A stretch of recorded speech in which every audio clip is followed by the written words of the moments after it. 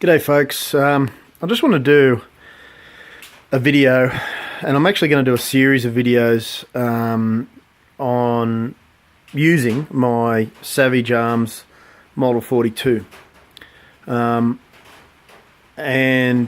why I chose the gun and what I chose it for. There aren't too many videos on YouTube about this firearm. The ones that are on there are all very heavily bagging it out. There are a couple of positive ones, but generally the consensus is that it's not the best of firearms. And I agree, it's got some pros, it's definitely got some cons. But anyway, I wanted to do a video and go over the different aspects of it. But I've spent a little bit of time with this now. I've had this for about 2 years. This is the first video I'm going to post about the rifle itself. I've already posted a few videos actually shooting it, but not really going into it. Up until recently, I had a very cheap Bushnell, like a $40 Bushnell eBay sight on it. It was a 1x40, I think it was. 1x40.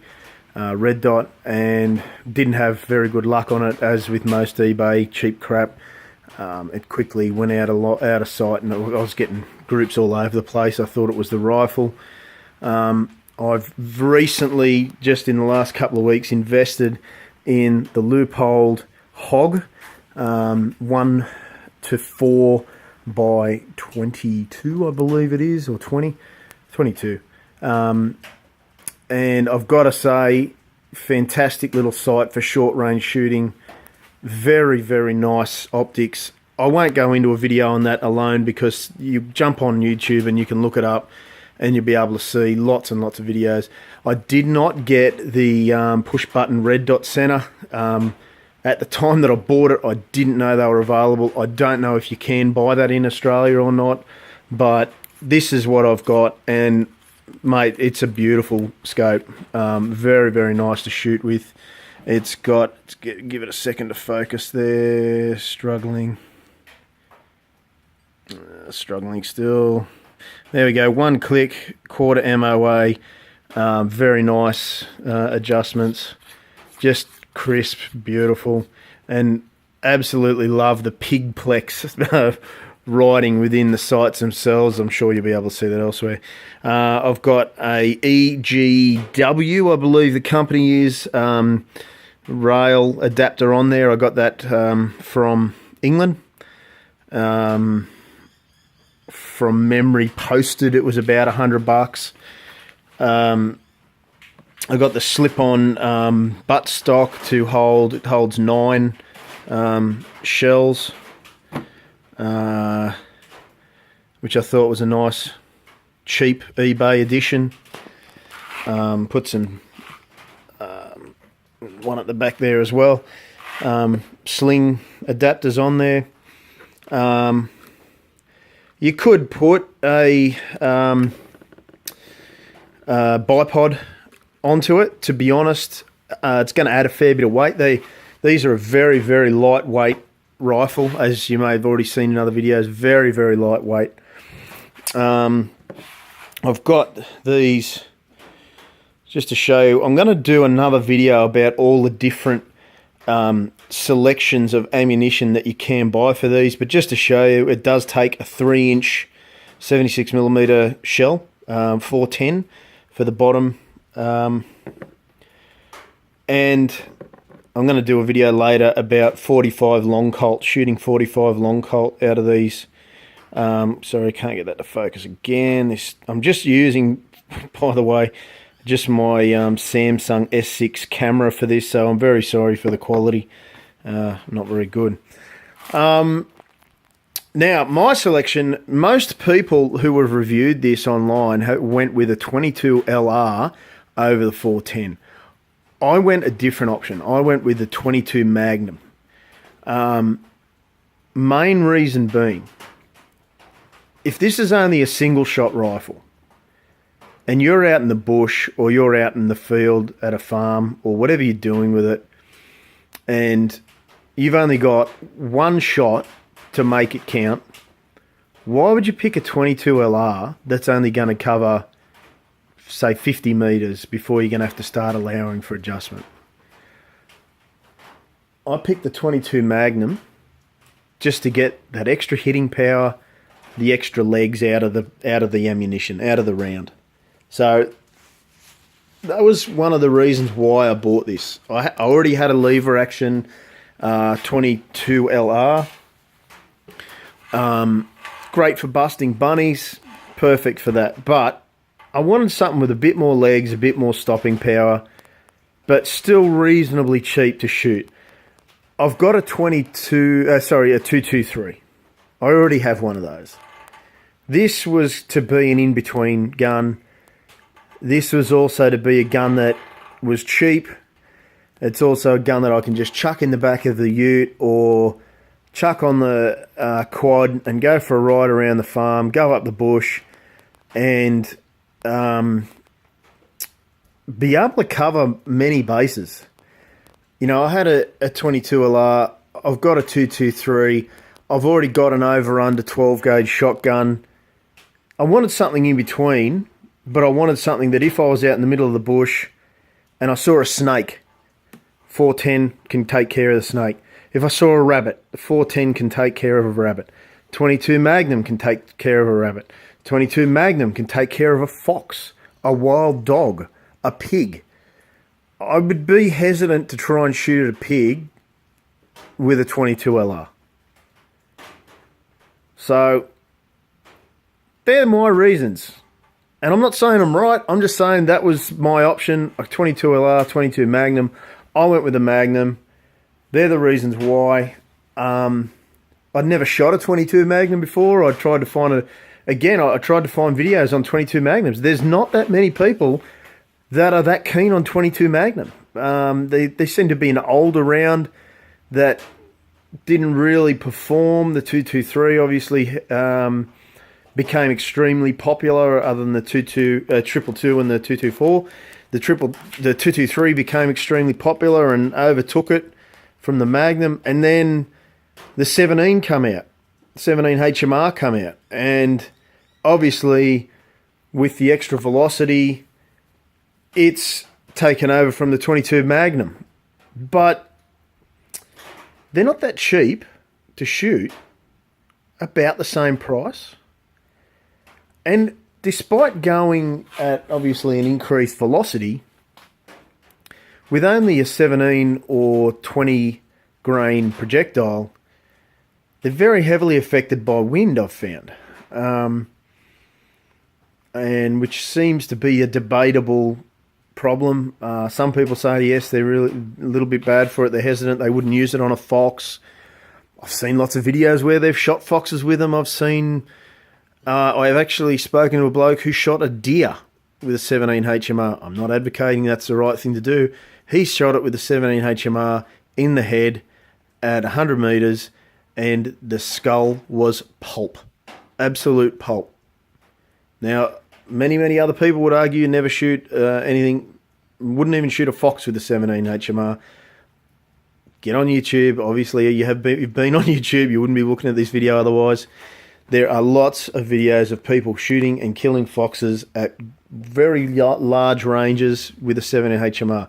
I'm telling you, I spoke to a bloke who shot on his own farm a deer with a 17 HMR, and it liquefied its skull. So, anyway, I'm not going to get into that debate. If you guys want to debate about that in the comment section, go for it. I'm just telling you what I've been told. I'm telling you my experience. I'm telling you from watching videos. So there's the reasons why I went with this rifle. They're the positives, I guess. The other positive is there's actually quite a good selection of different ammunition. I'll do that in the next video. You'll be able to see that in the next video. Love this scope. If you haven't seen one, check them out. That is a perfect scope for 100 metres, out to 100 metres. And I actually shot it, I shot it at 100 yards last weekend.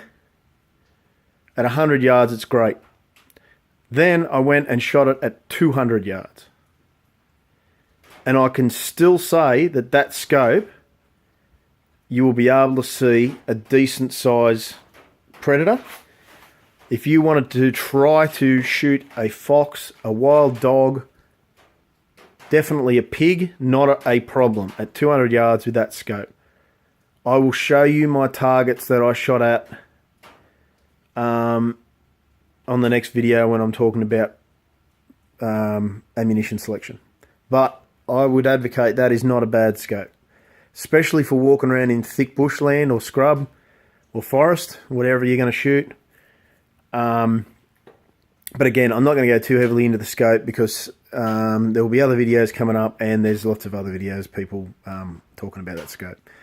So, negative faults about this rifle.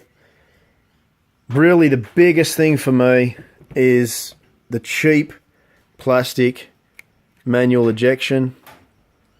I have had problems in the past where I've had a 410 shotgun shell and a 22 Magnum shell, and I've shot the 410 and I've ejected this to remove just the 410, and it's actually spat the 22 Magnum shell out when it hadn't been fired yet. That would be about the only thing that I could really bag out about this. The other biggest thing were the standard sights. They are absolute garbage. But again, thousands of people would have already known this from watching other videos. Front sight, you can see here, is just absolute shit, and the back sight wasn't any better. So that's why I went with this EGW rail and tried a couple of different scopes, but I've ended up with this one. It's lightweight, it's small, you can throw it on your back and walk around and not an issue. People are bagged out because this is like a rubber band. Who gives a shit, really? For me, it's not an issue. It is very lightweight. It comes up to the eye very nicely when you go to fire it, and you bring it up to your eye. It's actually really nice to shoot. Look, I'll show you what I've found with the 410 in the next video, as I said, about different ammunition types. To be totally honest, I wish they'd have kept it as a 20 gauge. For me, I don't think the 410's got enough power and distance. And if this was a scenario where you had the option, because of the popularity of 17 HMR, I probably would have gone with a 17 HMR top barrel, if that was an option. If I was making this rifle, I probably would have made it with 17 HMR as a top barrel option. But what I really want to do with this rifle, I've had it for a few years. I really haven't had time to play with it because I've been having trouble with different sights and scopes. I've finally got a scope that I can sight in and be confident with it. So I've got a mate who has a 17. I'm going to try out some different variety of ammunition between the 17 and the 22 Magnum, and I want to do some genuine back-to-back tests. Every other 22 Magnum ballistics test that I have seen has been shot out of a 6-inch or shorter handgun, and the ballistic test was only done at very close range. I've never once seen a proper ballistic test out of a 22 Magnum rifle, and I've never seen it at an actual distance where you might hit a predator of some type. My plan is to set up. I cannot get ballistic gel in Australia. I can't get it. So I'm going to have to try some water bottles. I'm going to have to try some what do you call them? Like a telephone book, a thick book.